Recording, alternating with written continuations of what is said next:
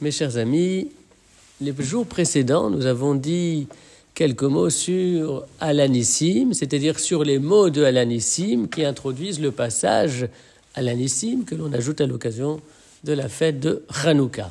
Aujourd'hui, nous allons réfléchir sur le deuxième mot de ce passage, Alanissim vala Purkan. Purkan, c'est un mot en araméen. C'est la traduction du terme hébraïque Yeshua. Yeshua, c'est le salut, la délivrance.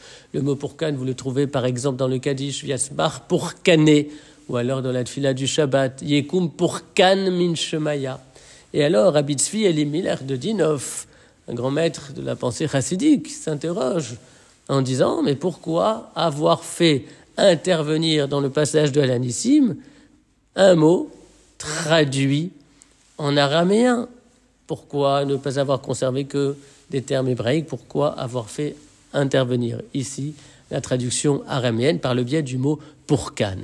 Et Rabbi Tzvi Elimelech de Dinov explique que, à l'époque des événements de Hanouka, une immense lumière provenant d'un autre monde s'est manifestée. C'est ce que l'on appelle un miracle. Un miracle, court-circuit des lois de la nature, une lumière qui provient d'un autre monde. Puis, chaque année, à l'époque de Hanouka, il y a comme un petit reflet de cette lumière qui ressurgit.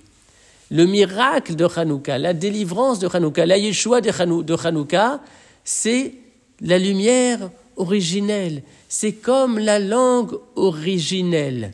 Et puis, les petits reflets lumineux qui reviennent chaque année sont-elles la traduction, c'est-à-dire ce reflet de la langue originelle?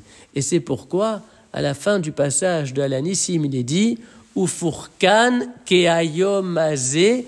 Ufurkan, ce mot araméen est repris, et on dit keayom hazeh comme en ce jour-là, c'est-à-dire que la traduction de la Yeshua, un reflet du salut, comme en ce jour où seul le reflet du miracle ressurgit.